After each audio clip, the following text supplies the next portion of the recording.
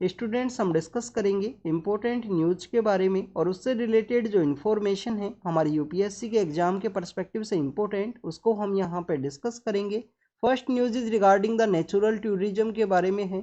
Students हमारी government के द्वारा जो नेचुरल एरियाज हैं, जो वेटलैंड्स हैं, इकोलॉजिकल सेंसिटिव एरियाज हैं, हमारी जो रामसर साइट्स हैं, वहाँ पे जो टूरिज्म है उसको बूस्ट करने के पर्सपेक्टिव से एक इनिशिएटिव है उसको लॉन्च किया गया, जिससे कि उन एरियाज के अंदर में जो टूरिज्म है वो यहाँ पे इंक्रीज हो सकती है। स्टूडेंट्स इस इनिशिएटिव को लॉन्च किया गया है मिनिस्ट्री ऑफ टूरिज्म के द्वारा, और मिनिस्ट्री ऑफ टूरिज्म के साथ में जॉइंट कोलोब्रेशन है ministry of environment, forest and climate change का।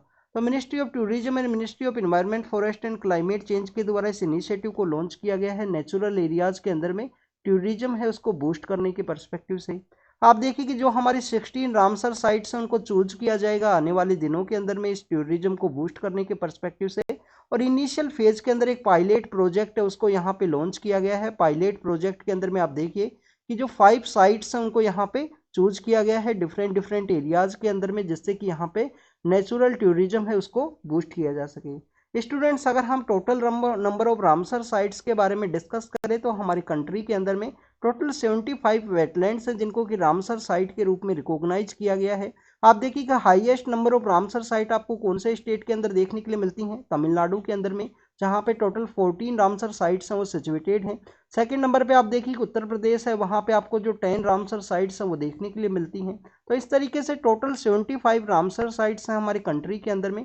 तो हो सकता है कि आने वाले दिनों के अंदर में हमारी जो टोटल 75 रामसर साइट्स हैं जो इकोलॉजिकल सेंसिटिव एरियाज हैं, वहाँ पे इस इनिशिएटिव को बेसिकली लॉन्च किया जाए, उनको वहाँ पे आने वाले समय में बूस्ट किया जाए।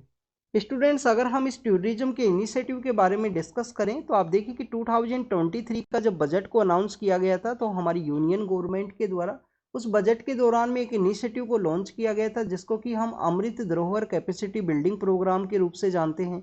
तो आप देखिए कि उसी अमृत धरोहर कैपेसिटी बिल्डिंग प्रोग्राम के अंडर में इस इनिशिएटिव को लॉन्च किया गया है कि जिसके थ्रू नेचुरल एरियाज के अंदर जो टूरिज्म है वो यहाँ पे बूस्ट होगा ministry of tourism and ministry of environment, forest के द्वारा इस इनिशिएटिव को। इन टोटल 5 जो पायलट्स प्रोजेक्ट के अंदर में जो टोटल 5 साइट्स को चूज किया गया है उनके बारे में हम डिस्कस करें तो आप देखिए कि हमारा जो सुल्तानपुर नेशनल पार्क है, सुल्तानपुर नेशनल पार्क कहाँ पे सिचुएटेड है स्टूडेंट्स? हरियाणा के अंदर में। हरियाणा का जो गुरुग्राम डिस्ट्रिक्ट है वहाँ पे सुल्तानपुर नेशनल पार्क सिचुएटेड है। माइग्रेटरी बर्ड्स की वजह से काफ़ी ज़्यादा फेमस है। आप देखिए कि इंडिया का जो जोग्राफिकल लोकेशन है वो भी माइग्रेटरी बर्ड्स की वजह से जाना जाता है, क्योंकि इंडिया सिचुएटेड है सेंट्रल एशियन फ्लाईवे के अंडर में, और विंटर के समय में काफ़ी सारी जो माइग्रेटरी बर्ड्स हैं वो विजिट करती हैं, जिसमें आप देखिए कि राजस्थान की भी कुछ साइट्स हैं। सांबर, हमारा जो सांबर एक लेक है वो भी काफ़ी ज़्यादा फेमस है माइग्रेटरी बर्ड्स की वजह से। नल सरोवर है गुजरात के अंदर में जो काफ़ी ज़्यादा फेमस है माइग्रेटरी बर्ड्स की वजह से। तो विंटर के समय में सेंट्रल एशियन फ्लाईवे के अंदर सिचुएटेड होने की वजह से काफ़ी सारी जो माइग्रेटरी बर्ड्स हैं वो इंडिया के लिए विजिट करती हैं विंटर के दौरान में। तो आप देखिए कि जो सुल्तानपुर नेशनल पार्क है उसको चूज किया गया है नेचुरल टूरिज्म के पर्सपेक्टिव से, जहाँ पे माइग्रेटरी बर्ड्स आती हैं, और गुरुग्राम डिस्ट्रिक्ट के अंदर वो सिचुएटेड है।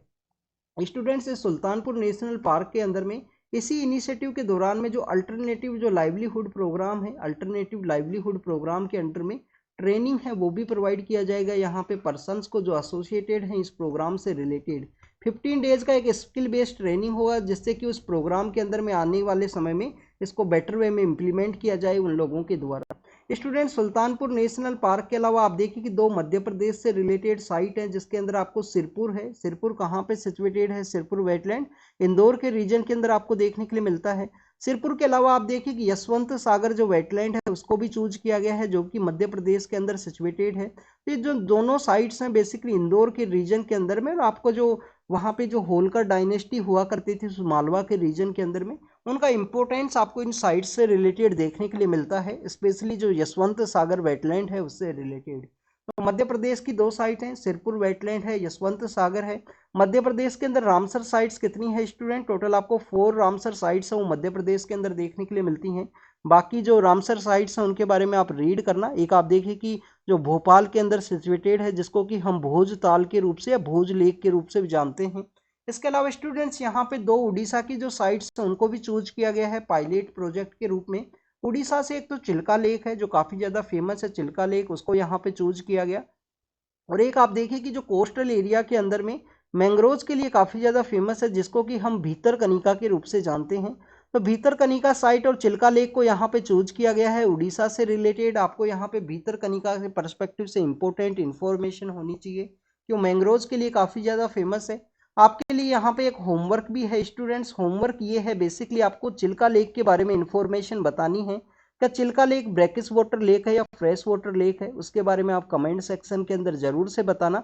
ये आपका होमवर्क है स्टूडेंट, चिल्का लेक से रिलेटेड। उड़ीसा के अंदर अगर हम टोटल रामसर साइट्स के बारे में डिस्कस करें तो आप देखिए कि वहाँ पे आपको 6 रामसर साइट्स है वो देखने के लिए मिलती हैं। तो आपको उन 6 रामसर साइट्स के बारे में भी पता होना चाहिए। आप देखिए कि हीराकुंड जो डैम है उसके पास में भी एक रामसर साइट है वो सिचुएटेड है। और वहाँ पे देखिए काफ़ी सारे जो मेटेलिक इम्प्योरिटीज़ हैं वो पाई गए थे उस साइट के अंदर में। सितंबर अक्टूबर के समय में वो साइट काफ़ी ज़्यादा न्यूज़ के अंदर में था। तो आपको इन सभी साइट्स के बारे में पता होना चाहिए। स्टेट वाइज आपको रामसर साइट्स भी पता होनी चाहिए। इस तरीके से आपको रीड करना है। नेचुरल एरियाज के अंदर में टूरिज्म को बूस्ट करना है। Ministry of tourism and ministry of environment forest के द्वारा इनिशिएटिव को लॉन्च किया गया। 16 साइट्स रहेंगी। 5 साइट्स यहाँ पे पायलट बेसिस पे चूज की गई हैं। सुल्तानपुर है, सिरपुर है, इसके अलावा यशवंत सागर है, और आप देखिए कि भीतरकनिका और चिल्का लेक है। तो this is all the information related to the natural tourism के पर्सपेक्टिव से है। आप देखिए कि एनफोर्समेंट डायरेक्टरेट के द्वारा जो झारखंड के जो चीफ मिनिस्टर हैं उनसे क्वेश्चन किया गया है कि ट्राइबल लैंड का स्कैम है उसके रिगार्डिंग में। उनसे पहले काफ़ी बार उनको सम्मन किया गया था, बट सम्मन के दौरान में उनके द्वारा रिप्रेजेंट ना होने की वजह से उनके हाउस के ऊपर ही उनको बेसिकली यहाँ पे क्वेश्चन किया गया है ईडी के द्वारा। आपको एनफोर्समेंट डायरेक्टरेट के बारे में बेसिक इन्फॉर्मेशन जरूर से होना चाहिए। आप देखिए ये टॉपिक काफ़ी बार न्यूज़ के अंदर है। ईडी आपको हर दूसरे दिन है वो न्यूज़पेपर के अंदर देखने के लिए मिलता है। तो ईडी के बारे में आपको इन्फॉर्मेशन ये होना चाहिए कि 1957 के समय इसको इस्टेब्लिश किया गया था। 1957 के समय इस्टेब्लिश किया गया। अर्लियर फेज के अंदर में एनफोर्समेंट यूनिट के रूप से इसका नेम हुआ करता था। बाद में आप देखिए कि इसका जो नेम है वो चेंज कर दिया गया एनफोर्समेंट डायरेक्टरेट के रूप से। मिनिस्ट्री ऑफ फाइनेंस के अंडर में आपको देखने के लिए मिलता है। मिनिस्ट्री ऑफ फाइनेंस के अंडर में सिचुएटेड है ये बेसिकली इंस्टीट्यूशन। और आप देखिए कि मिनिस्ट्री ऑफ फाइनेंस के काफ़ी सारे डिपार्टमेंट्स हैं। आपको मिनिस्ट्री ऑफ फाइनेंस के टोटल डिपार्टमेंट कितने हैं स्टूडेंट? प्रेजेंट समय में 6 डिपार्टमेंट आपको देखने के लिए मिलते हैं। उसके बारे में आप रीड जरूर से करना। 6 डिपार्टमेंट कौन कौन से हैं मिनिस्ट्री ऑफ फाइनेंस के। एक रिसेंट जो डिपार्टमेंट है उसको 2020 के समय में 2021 के समय में ऐड किया गया है। एक डिपार्टमेंट दूसरी मिनिस्ट्री से मिनिस्ट्री ऑफ फाइनेंस को ट्रांसफर किया गया। स्टूडेंट्स आपको ईडी के बारे में अगर हम डिस्कस करें तो इनिशियल फेज में जो डिपार्टमेंट ऑफ इकोनॉमिक अफेयर्स है, डिपार्टमेंट ऑफ इकोनॉमिक अफेयर्स उसका ये पार्ट हुआ करता था।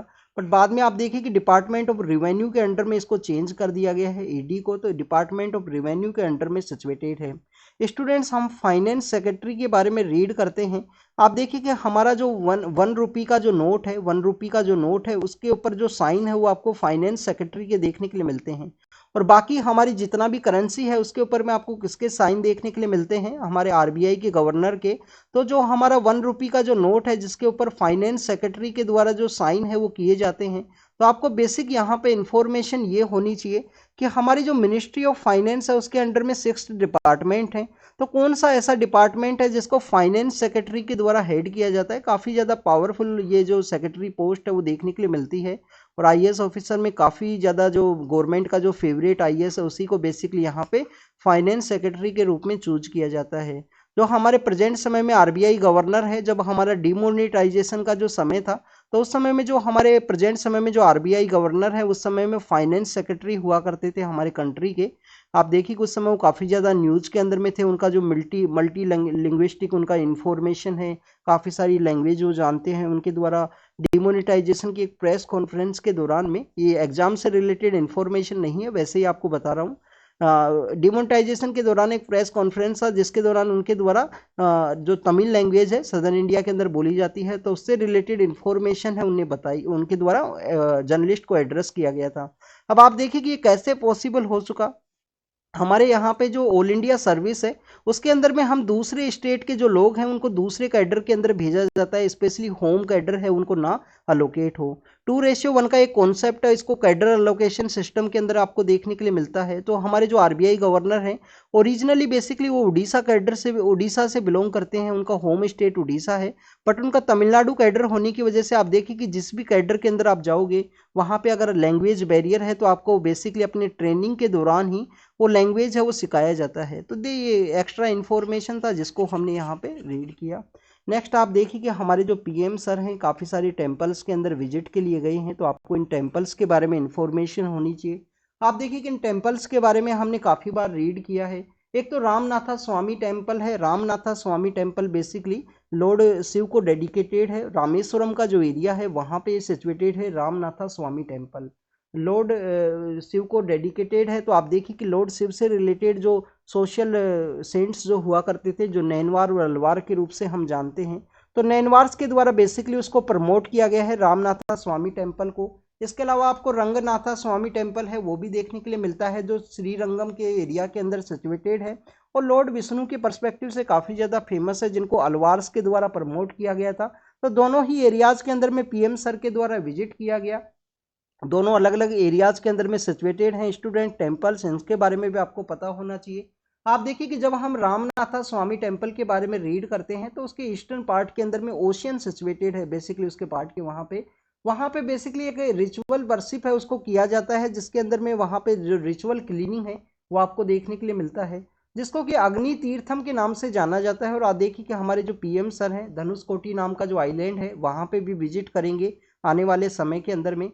आप देखिए कि धनुषकोटी बेसिकली वो एरिया है जो नेचुरल क्लेमिटी की वजह से वहाँ पे डिजास्टर का जो सिचुएशन है वो क्रिएट हुआ था 1960s के एरा के अंदर में। प्रेजेंट समय में एक वहाँ पे काफ़ी कम जो लोग हैं उनका प्रेजेंस आपको देखने के लिए मिलेगा, बट देखिए कि धनुषकोटी के अंदर में जो आपको काफ़ी सारे जो पुरानी बिल्डिंग्स है वो देखने के लिए मिलती हैं। तो आप यहाँ पे रामेश्वरम का जो लोकेशन है उसके बारे में ज़रूर से रीड करना, रामेश्वरम की लोकेशन के बारे में ज़रूर से देखना। यहाँ पे आपको रामेश्वरम देखने के लिए मिलेगा। आप देखिए कि जो पाक स्ट्रेट है, इसके अलावा इंडियन ओशियन और जो बे ऑफ बंगाल है उसको कनेक्ट करने वाला ये रीजन है धनुषकोटी का रीजन, जहाँ पे पीएम सर विजिट करने वाले हैं। अगर हम बात करें स्टूडेंट्स रंगनाथा स्वामी टेम्पल के बारे में, तो आज ही के न्यूज़पेपर में एक और न्यूज़ के अंदर उसको मेंशन किया गया है, वहाँ पे हम डिस्कस करेंगे उसके पर्सपेक्टिव से। लॉर्ड श्री राम जिस डायनेस्टी से बिलोंग किया करते थे उनके जो मेन डिटी हैं वो वहाँ पे सिचुएटेड है, लॉर्ड विष्णु के रूप से वर्शिप किया जाता है रंगनाथा स्वामी टेम्पल को। आप देखिए कि श्रीरंगम का एरिया के अंदर सिचुएटेड है तमिलनाडु के अंदर रंगनाथा स्वामी टेम्पल, और जो अलवार्स जो हुआ करते थे लॉर्ड विष्णु के जो वर्शिपर्स हैं उनके द्वारा उनको प्रमोट किया गया था। आपको यहाँ पे अलवार्स और नैनवार्स के बारे में भी पता होना चाहिए। 63 किनका संख्या है और 12 कौन हुआ करते थे, इनके बारे में आप कमेंट सेक्शन के अंदर बताना। आप देखेंगे इनके जो टेक्स्ट हैं उनके बारे में भी आपको इन्फॉर्मेशन होनी चाहिए कि इनका जो टेक्स्ट है वो कौन सा है, किनके नाथ मुनि के द्वारा कौन सा टेक्स्ट लिखा गया है, उसके बारे में आप रीड करना, आप कमेंट सेक्शन के अंदर बताना। मैंने आपको जो टेलीग्राम चैनल है उसके ऊपर एक इन्फॉर्मेशन है वो शेयर किया था अलवार और नैनवार के पर्सपेक्टिव से। आप देखिए कि उड़ीसा के अंदर में जो संबालपुर नाम का जो एरिया है वहाँ से किसी एक पर्सन के द्वारा बेसिकली जो टेक्सटाइल है जो साड़ी है उसको बनाया गया है, जिसके अंदर राम सेतु टेम्पल है उसको दिखाया गया है। इनिशियल फेज के अंदर में जो बेसिकली संबालपुर का जो एरिया है वो कोस्टल रीजन का पार्ट हुआ करता था। तो कोस्टल का जो रीजन है वहाँ से ये पर्सन है जिनके द्वारा दिल्ली के अंदर जो जगन्नाथ टेम्पल है वहाँ पे अपना जो साड़ी है उस टेक्सटाइल है उसको इनके द्वारा शो किया गया है। तो आप देखिए कि यहाँ पे संबालपुर इक्कत है उसको शो किया गया। Next is about the students, हमारे जो मिनिस्टर ऑफ होम अफेयर्स है उनके बारे में है। आप देखिए कि जो सशस्त्र सीमा बल है, सशस्त्र एसएसबी का जो बल है वो बेसिकली कहाँ पे हमारा जो बॉर्डर है उसको बॉर्डर को बेसिकली प्रोटेक्ट किया जाता है। तो आप देखिए भूटान का जो बॉर्डर है और नेपाल का जो बॉर्डर है सशस्त्र सीमा बल के द्वारा उसका जो प्रोटेक्शन है उसका जो सिक्योरिटी है उसको कैरी आउट किया जाता है। तो उसी के फाउंडेशन डे के दौरान में हमारे जो MHA minister of home affairs के द्वारा कहा गया कि इंडिया म्यांमार का जो बॉर्डर है जो 1643 किलोमीटर 1643 किलोमीटर का आपको देखने के लिए मिलता है। तो आप देखिए कि वहाँ पे जो फ्री मूवमेंट रेजाइम है इस बॉर्डर एरिया को फेंसिंग है वो कैरी आउट किया जाएगा। आपको बेसिकली यहाँ पे एक स्मार्ट बॉर्डर प्रोजेक्ट के बारे में भी पता होना चाहिए कि कैसे स्मार्ट जो बॉर्डर्स हैं उनको प्रमोट करने का गवर्नमेंट का एक इनिशिएटिव है। 2018 या 19 का जो मेंस का जो एग्जामिनेशन था उस समय में वो टॉपिक काफ़ी ज़्यादा न्यूज़ के अंदर में था। उसके आपको 3 सेक्शंस देखने के लिए मिलते हैं स्मार्ट बॉर्डर प्रोजेक्ट के पर्सपेक्टिव से। तो स्टूडेंट्स उसी के बारे में डिस्कस किया गया कि इंडिया म्यांमार बॉर्डर के थ्रू में जो इंसर्जेंट ऑर्गेनाइजेशंस हैं उनका इन्फ्लुएंस ना देखने के लिए मिले, हमारे नॉर्थ ईस्ट के जो स्टेट्स है वहाँ पे उसके रिगार्डिंग में स्मार्ट बॉर्डर है जो फेंसिंग है उसको कैरी आउट किया जाएगा। फ्री मूवमेंट रिजाइम को डिस्पेंड किया गया है स्टूडेंट्स हमारी गवर्नमेंट के द्वारा। फ्री मूवमेंट रिजाइम क्या है कि बॉर्डर एरियाज के अंदर जो ट्राइबल कम्युनिटीज हैं उनके रिलेशंस देखने के लिए मिलते हैं, स्पेशली हमारे नॉर्थ ईस्ट के रीजन के अंदर में, तो उनको 16 किलोमीटर के एरिया तक अलाउ किया जाता है कि वो लोग वहाँ पे विजिट करें। स्टूडेंट जब भी हम नेपाल के बारे में रीड करते हैं तो आप देखिए कि नेपाल के अंदर भी इसी तरीके का एक इनिशिएटिव हुआ करता था। हमारे इंडिया नेपाल, इंडिया भूटान के जो बॉर्डर्स हैं ओपन बॉर्डर्स हुआ करते थे, बट बाद में सिचुएशंस और डैमेजिंग सिचुएशंस क्रिएट हुआ इंडिया और नेपाल के जो डिप्लोमेटिक रिलेशंस हैं। आप देखिए कि नेपाल के द्वारा उत्तराखंड के अंदर एक जगह है काला पानी, काला पानी है स्टूडेंट जगह का नाम है, और जो अंडमान एंड निकोबार के अंदर जो हमारे फ्रीडम हीरोज को जो सेंड किया जाता था उसको काला पानी की जो सजा है उसके रूप से जानते हैं। लिम्पियादूरा है, लिम्पियादूरा के अलावा आप देखिए कि लिपू लेक है, काला पानी है, इन जगह के ऊपर में जापान के सॉरी नेपाल के द्वारा क्लेम है वो किया गया था कि ये हमारे ही एरियाज हैं, हमारे ही पार्ट हैं। बेसिकली इंडिया के द्वारा इनको एक्वायर किया गया है, इंडिया के द्वारा इनको अनेक्स किया गया है। तो उनके बाद में हमारा और इंडिया के नेपाल के जो रिलेशंस है डैमेजिंग सिचुएशन के अंदर पहुंचे। तो ऐसे हम बॉर्डर एरियाज के बारे में डिस्कस कर रहे हैं। तो नेपाल का भी जो मधेसी जो रीजन है वहाँ पे जो मधेसी जो लोग हुआ करते थे उनके काफ़ी सारे जो ब्लड रिलेशंस हैं, मैरिज के जो रिलेशंस हैं इंडिया के उन हिली एरियाज के अंदर में जो नेपाल के बॉर्डर एरियाज के अंदर हैं वहाँ पे आपको देखने के लिए मिलते हैं। फेक मैसूर जो सैंडल शॉप है उसके बारे में बताया गया है, तो उसको बेसिकली पुलिस के द्वारा रेड किया गया और उसको यहाँ पे कैच किया गया है, उस फैक्ट्री को यहाँ पे सीज किया गया है। तो स्टूडेंट्स आपको यहाँ पे इंफॉर्मेशन होनी चाहिए सैंडलवुड के बारे में।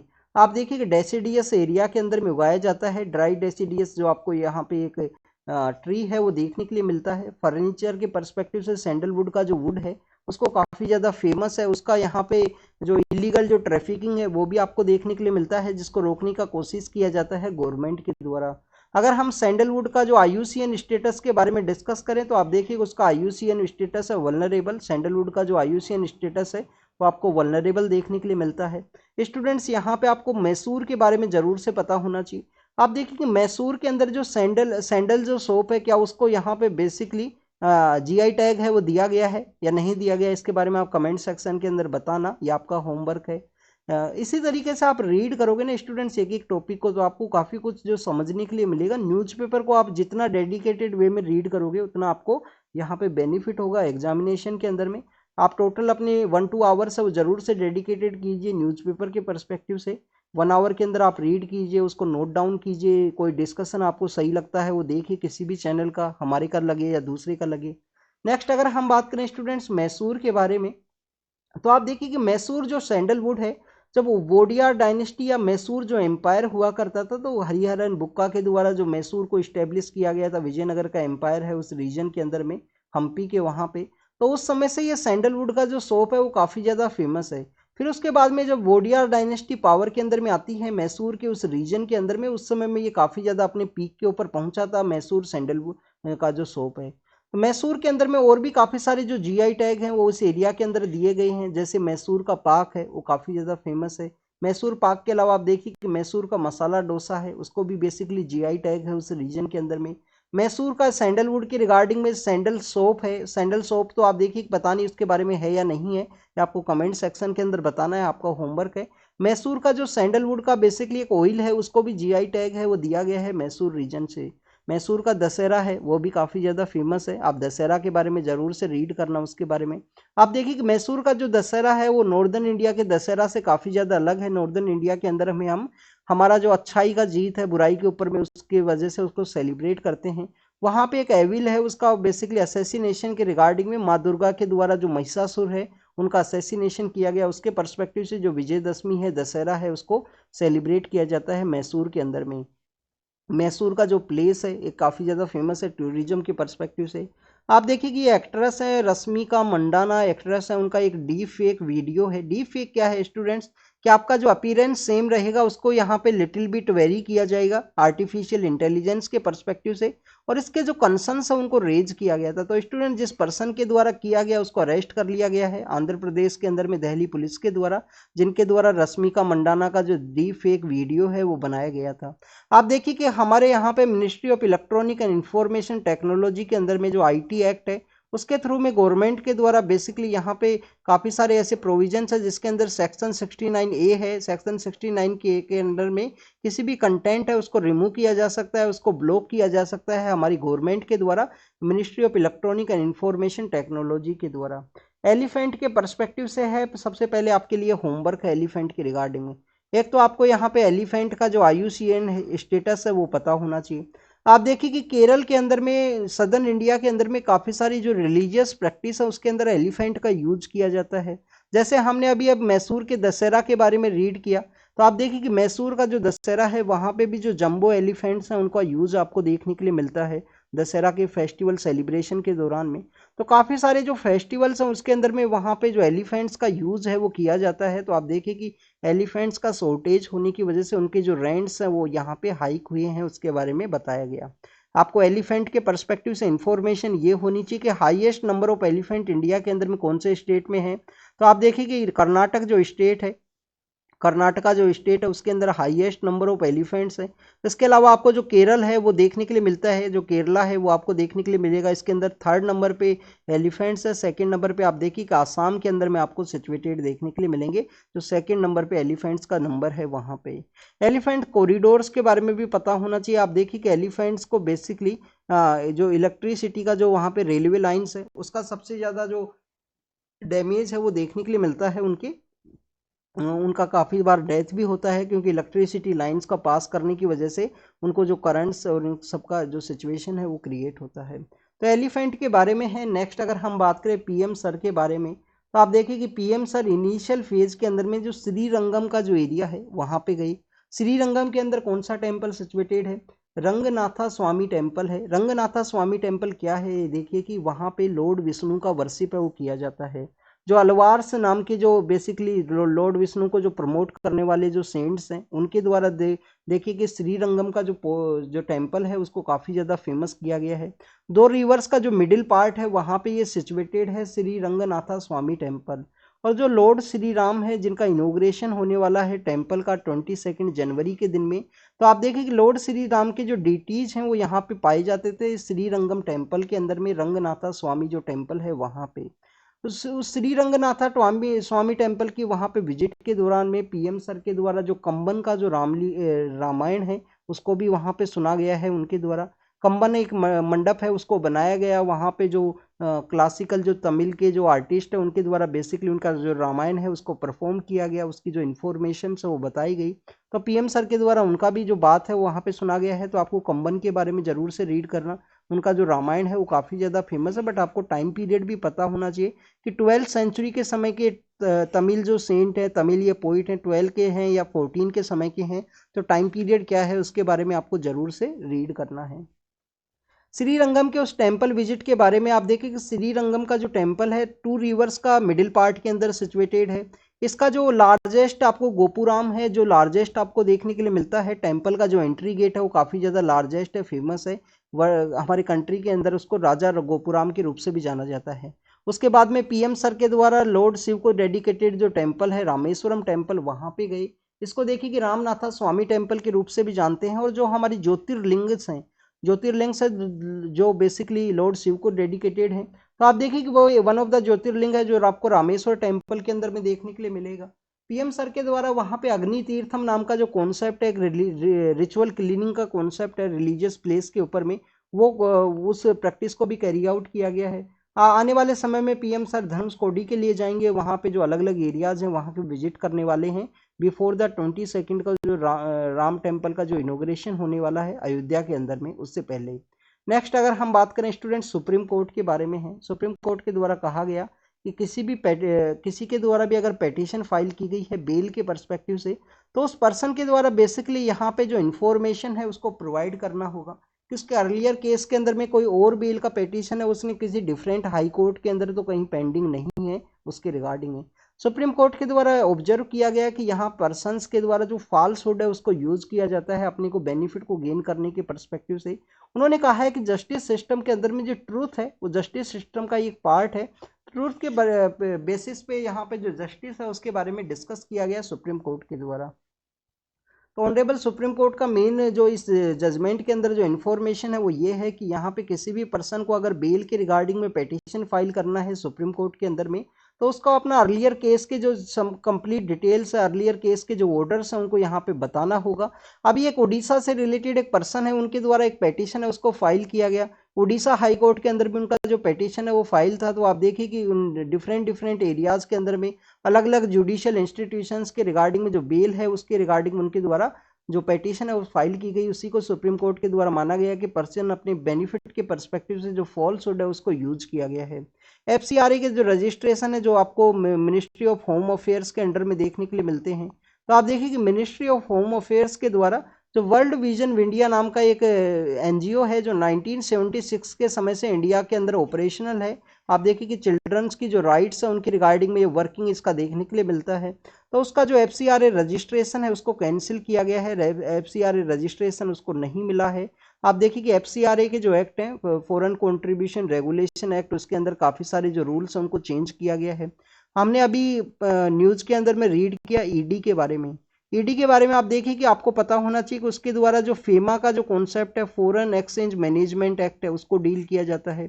कभी कभी आपसे क्वेश्चन पूछ लिया जाएगा कि फेमा कौन सा मिनिस्ट्री के अंदर में आता है, तो मिनिस्ट्री ऑफ फाइनेंस के अंडर में आपको फेमा देखने के लिए मिलेगा। फॉरेन कंट्रीब्यूशन रेगुलेशन एक्ट है एफसीआरए, वो किसके अंडर में देखने के लिए मिलता है, मिनिस्ट्री ऑफ होम अफेयर्स के अंडर में। तो एफसीआरए के जो कानून आए हैं उसके अंदर में जित अलग अलग जो एनजीओ जो उनको उनको पालन करना है, यहाँ पे रिनोवेट करना है, इनका जो लाइसेंस एवरी 5 ईयर के अंदर रिनोवेट करना है। और आप देखिए कि लास्ट 10 to 12 ईयर्स के अंदर में हमारे यहाँ पे जो 20,000 के आसपास एनजीओज हैं उनके बेसिकली रजिस्ट्रेशन है उसको कैंसिल किया गया है। तो ये एनजीओज को बेसिकली काफ़ी सारे एरियाज़ के अंदर अकाउंटेबल रखने का एक काफ़ी सारे जो रूल्स हैं वो बनाए गए हैं मिनिस्ट्री ऑफ होम अफेयर्स के द्वारा। तो जिसके अंदर वर्ल्ड विजन इंडिया ने अपने जो डॉक्यूमेंट्स हैं उनको सबमिट ना करने की वजह से उसका जो रजिस्ट्रेशन है वो कैंसिल किया गया। आप देखिए कि यहाँ पे सेंटर फॉर पॉलिसी रिसर्च नाम का एक इंस्टीट्यूशन है हमारे पॉलिसी एनालिसिस के परस्पेक्टिव से, उसका भी एफसीआरए जो लाइसेंस है उसको कैंसिल किया गया है मिनिस्ट्री ऑफ होम अफेयर्स के द्वारा रिसेंटली। सीपीआर काफ़ी ज़्यादा फेमस है हमारी कंट्री के परस्पेक्टिव से, इवन यूपीएससी एस्पिरेंट्स भी काफ़ी सारे इस एरियाज़ के अंदर इंगेज होते हैं जिनको too much discussion and deliberation है, उससे रिलेटेड जो इन्फॉर्मेशंस होती है या वो उसके अंदर में उसका जो रिपोर्ट्स है उनको रीड करते हैं सीपीआर के परस्पेक्टिव से। नेक्स्ट अगर हम बात करें स्टूडेंट 25 ईयर्स के पहले एक उड़ीसा के अंदर में एक पर्सन हुआ करते थे। आप देखिए कि उनको बेसिकली जो कुछ लोगों के द्वारा जो कन्वर्जन का जो कॉन्सेप्ट है उसके रिगार्डिंग उनका जो मर्डर है वो कर दिया गया था 22 जनवरी 1998 का जो समय है उस समय में 99-98 के समय में। तो आप देखिए उनके जो 25 ईयर्स का जो एनिवर्सरी को कंप्लीट होने के समय में उनको यहाँ पे मेमोरी किया जाएगा, उनको याद किया जाएगा, तो उसके बारे में यहाँ पे मेंशन किया गया है। तो स्टूडेंट्स जो मयूरभंज नाम का जो डिस्ट्रिक्ट है उड़ीसा के अंदर में, वहाँ पे ये जो पर्सन है ऑस्ट्रेलिया ओरिजिन से रिलेटेड है और 1964 से ये इंडिया के अंदर में सेटल डाउन हो गए थे उस एरिया के अंदर में। और बेसिकली जो लेप्रोसी है जिसको कि हम कुष्ठ रोग के रूप से जानते हैं, तो उसी के रिगार्डिंग में इनके द्वारा जो एक्टिविटीज हमको कैरी आउट किया जाता था। आप देखिए कि क्रिश्चियनिटी के अंदर में आपको एक फॉरेस्ट कैंप का एक कॉन्सेप्ट है वो देखने के लिए मिलता है जिसमें कि जो लोग हैं फॉरेस्ट के एरिया के लिए विजिट करते हैं। ये बेसिकली आपको ह्यूमन बीइंग का जो फॉरेस्ट एरियाज हैं जो नेचुरल थिंग्स हैं उनके साथ में कनेक्शन है उसको शो करता है। अगर आप इंडिया के अंदर भी जो आश्रम कॉन्सेप्ट है उसके बारे में आप रीड करते हो तो आप देखिए कि उसके अंदर एक आश्रम का कॉन्सेप्ट है जिसके अंदर हम संन्यास का जो कॉन्सेप्ट है उसको रीड करते हैं। आप देखिए कि इनिशियल आश्रम है, ब्रह्मचर्य का आश्रम है जो वैदिक लिटरेचर के अकॉर्डिंग आपको देखने के लिए मिलेगा। फिर उसके बाद में आप देखिए कि ब्रह्मचर्य के बाद में आपको गृहस्थ आश्रम देखने के लिए मिलता है जिसके अंदर मैरिज का कॉन्सेप्ट है। फिर आपको यहाँ पे वानप्रस्थ आश्रम देखने के लिए मिलेगा और फिर संन्यास का एक कॉन्सेप्ट है वो यहाँ पे 4 जो आश्रम है उसमें बताया गया है। तो ऐसा ही एक फॉरेस्ट कैंप का भी कॉन्सेप्ट है। क्रिश्चियनिटी के अकॉर्डिंग में वो फॉरेस्ट कैंप के लिए गए हुए थे, वहाँ पे जो लोगों के द्वारा उनको अटैक किया गया और मार दिया गया।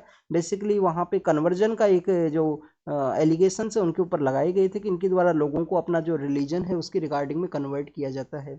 तो आप देखिए कि लेप्रोसी के लिए वहाँ पे वर्क किया करते थे। मयूरभंज का जो एरिया है वहाँ पे इनके जो सन्स हैं उनको बेसिकली मर्डर किया गया था 22 जनवरी के समय में 25 ईयर्स पहले।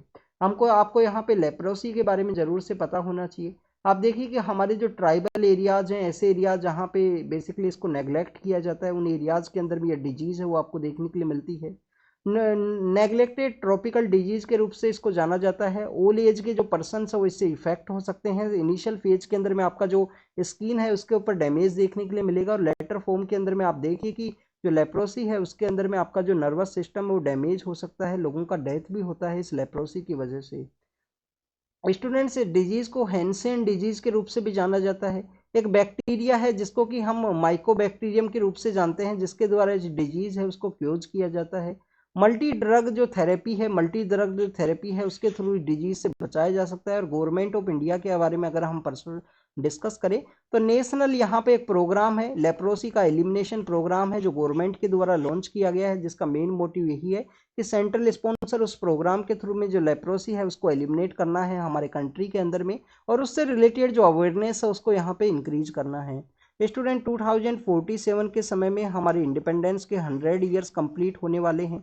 तो आप देखिए उन 100 ईयर्स से पहले हमारे यहाँ पे जो क्रिटिकल टेक्नोलॉजी के जो सेक्टर्स हैं उसके अंदर इंडिजीनियस वे में जो रिसर्च है उसको कैरी आउट किया जा सके। इंडिजीनियस रिसर्च और इंडिजीनियस यहाँ पे साइबर सेक्टर का जो फोरेंसिक्स है उसको डेवलप किया जा सके।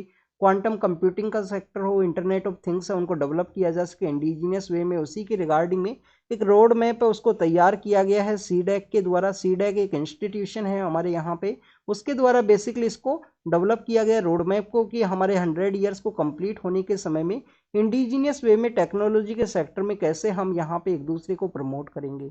नेक्स्ट अगर हम बात करें स्टूडेंट्स यहाँ पे मिसाइल अटैक के बारे में है इराक के पर्सपेक्टिव से, तो आप देखिए ये एरियाज कंटिन्यूस डिस्टर्बेंस के अंदर में है।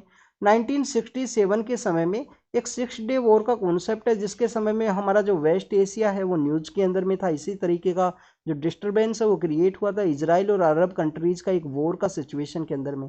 बट आप देखिए कि 1967 के समय में ओनली 6 डेज का जो वॉर है वो वहाँ पे देखने के लिए मिला है।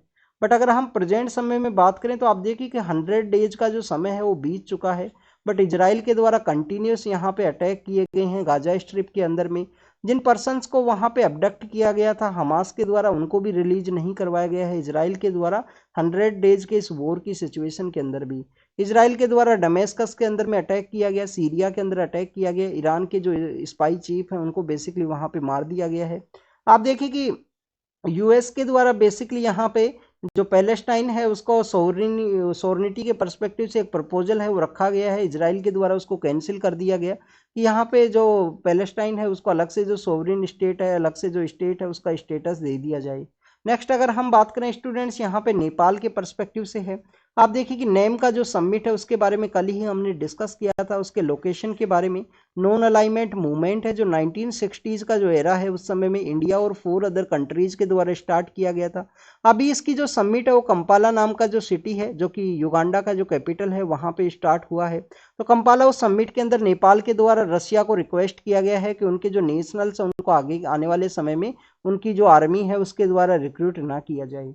नेक्स्ट अगर हम स्टूडेंट्स अगर हम बात करें सूडान के पर्सपेक्टिव से है, तो आप देखिए कि सूडान के बारे में यहाँ पे ये बताया गया है कि वहाँ का दरफूर जो रीजन है उसके अंदर में 15,000 के आसपास लोगों का डेथ हुआ है। वहाँ पे एक रिबेलियन सिचुएशन क्रिएट हुआ था, तो वहाँ के जो पुलिस फोर्सेज हैं, जो पैरामिलिट्री फोर्सेज हैं, उनके अटैक के दौरान में एथनिक क्लीनिंग है वो देखने के लिए मिला है सूडान के पर्सपेक्टिव से। बेसिकली जो दरफूर का जो रीजन है, दरफूर जो रीजन है जो कि आपको सूडान के अंदर देखने के लिए मिलता है, वो वहाँ पे जो चड नाम का जो कंट्री है उसके साथ में अपना एरिया है वो शेयर करता है। तो आप देखिए कि वहाँ पे एक कंट्री से दूसरे कंट्री के अंदर जो माइग्रेशन है उसको वहाँ पे देखने के लिए मिलेगा, जिसमें 15,000 से लेकर 20,000 के आसपास जो लोग हैं उनका वहाँ पे डेथ हुआ है। तो आपको दरफूर रीजन के बारे में पता जरूर से होना। सूडान का जो वेस्टर्न पार्ट है, सूडान का जो वेस्ट पार्ट है वहाँ पे ये सिचुएटेड है। क्या सिचुएटेड है स्टूडेंट्स? दरफूर रीजन वहाँ पे सिचुएटेड है। रीड जरूर से करना, क्वेश्चन ऐसे ही पूछ लिए जाएंगे। कटांगा रीजन कहाँ है? क्या डेमोक्रेटिक रिपब्लिक ऑफ कॉन्गो के अंदर है कटांगा रीजन। क्यों पूछ रहा हूँ मैं कटांगा रीजन के बारे में? क्योंकि वो मिनरल रिच रीजन है। कल भी हमने डिस्कस किया था इस कटांगा रीजन के बारे में, उसके बारे में जरूर से रीड करना। दरफूर रीजन के बारे में आपको रीड करना है। आपको रीड ना करो तो कहीं ना कहीं आप नोट डाउन जरूर से करना, क्योंकि क्वेश्चंस ऐसे ही आपसे पूछ लिए जाएंगे। दरफूर रीजन के बारे में, लेक विक्टोरिया के नाइबर कंट्रीज के बारे में क्वेश्चन आपसे पूछ लिया जाएगा। जैसे नॉन अलाइनमेंट मूवमेंट का जो कंपाला सिटी के अंदर मीटिंग हुआ है तो युगांडा लैंडलॉक कंट्री है या नहीं है। कुछ दिन पहले आप देखें कि साउथ अफ्रीका की जो कस्टम यूनियन है उसके बारे में हमने रीड किया था, वहाँ पे 5 कंट्रीज हैं। 2 कंट्री ऐसे हैं जिसमें एक स्वाजीलैंड है, एक लिसोटो है, जो बेसिकली साउथ अफ्रीका के ही इंटरनल पार्ट के अंदर सिचुएटेड है, लैंडलॉक कंट्रीज हैं। तो ऐसे क्वेश्चन आपसे पूछे जाते हैं जो न्यूज़ के अंदर ही आपको देखने के लिए मिलेंगे। तो न्यूज़पेपर को अगर आप स्टूडेंट्स काफ़ी डेडिकेटेड वे में रीड करोगे ना, तो आपकी काफ़ी कुछ जो थिंग्स हैं वो यहाँ पे ज़रूर से रिजोल्व होंगी।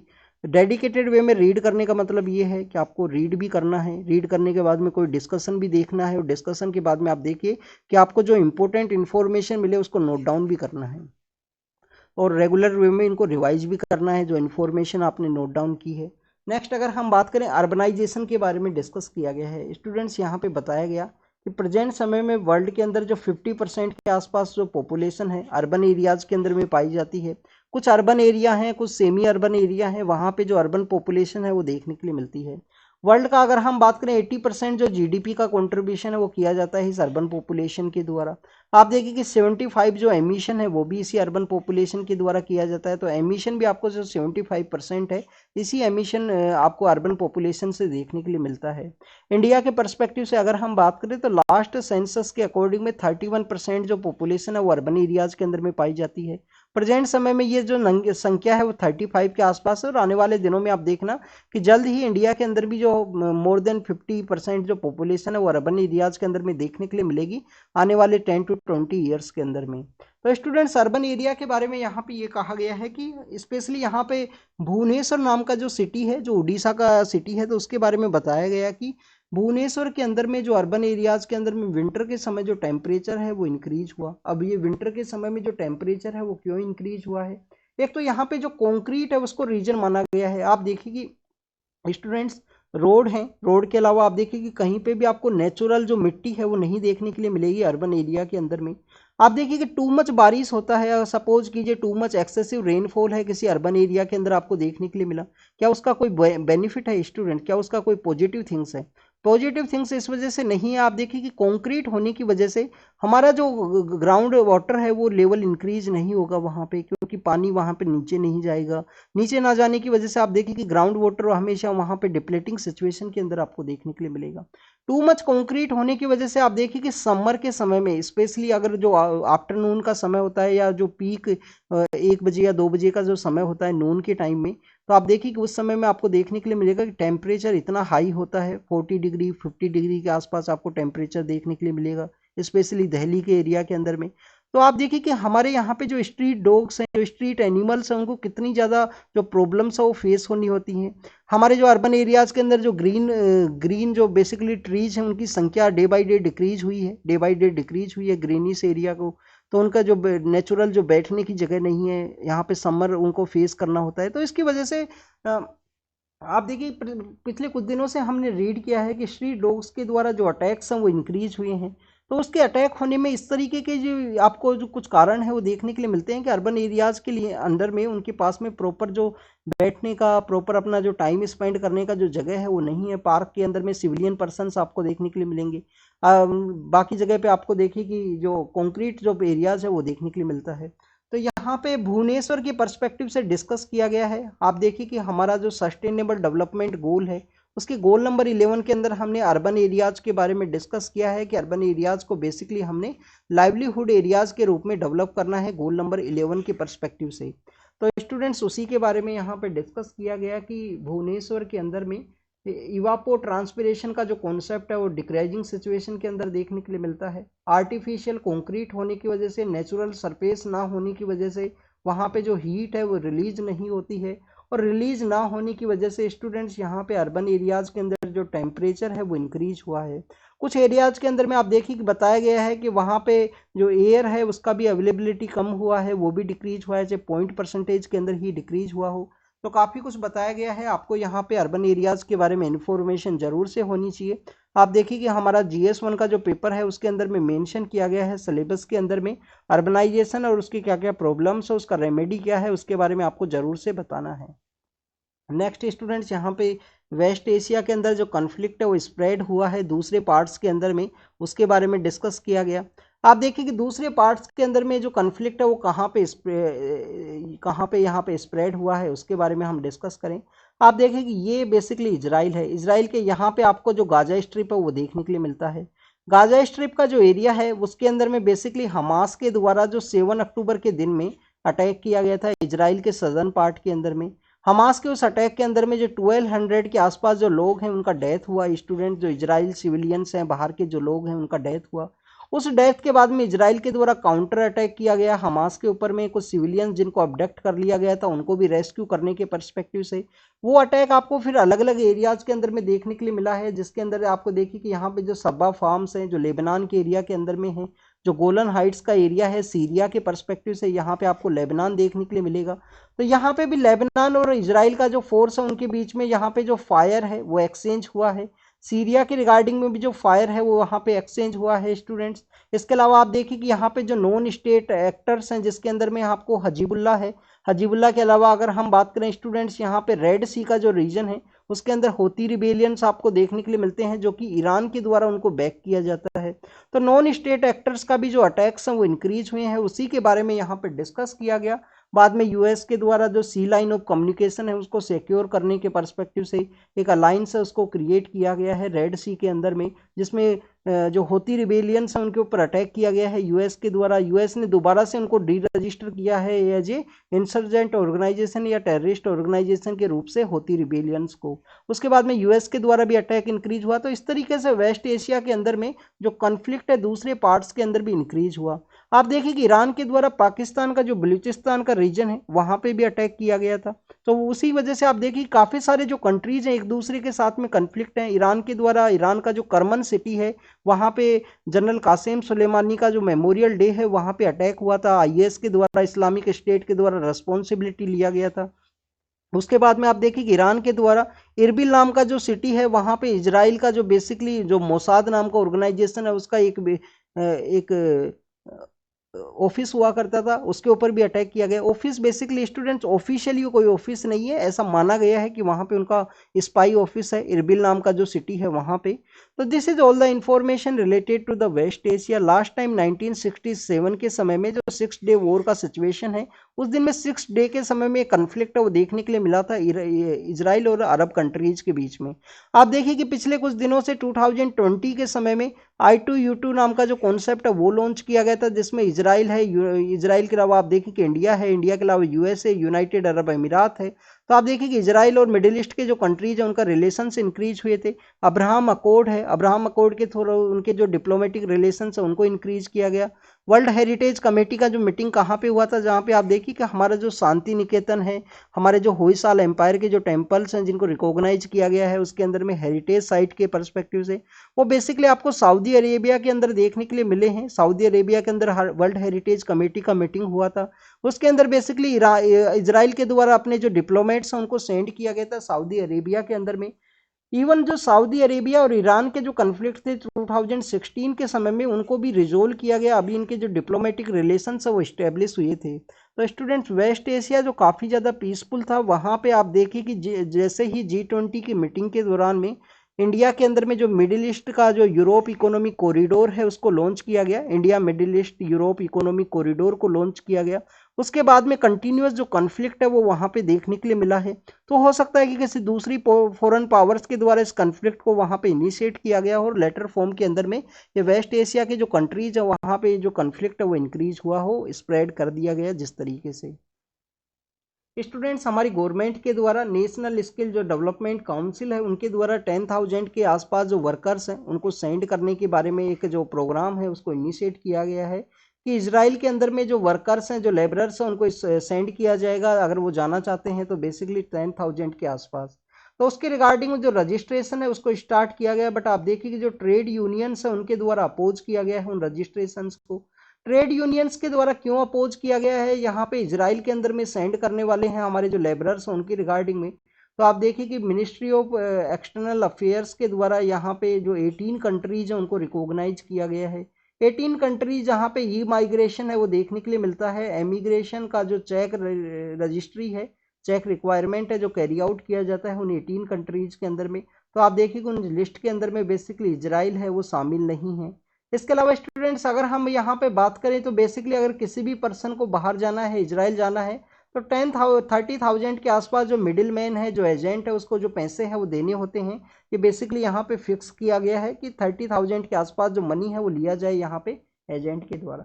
बट हम कंप्लीटली इस प्रोसेस के बारे में डिस्कस करें तो आप देखिए कि 1 लाख के आसपास जो रुपए हैं वो लगने वाले हैं किसी भी लेबरर को अगर वहाँ पे जाना है। तो उसका भी वायलेशन की वजह से ट्रेड यूनियंस के द्वारा इस बेसिकली इनिशिएटिव को अपोज किया गया है।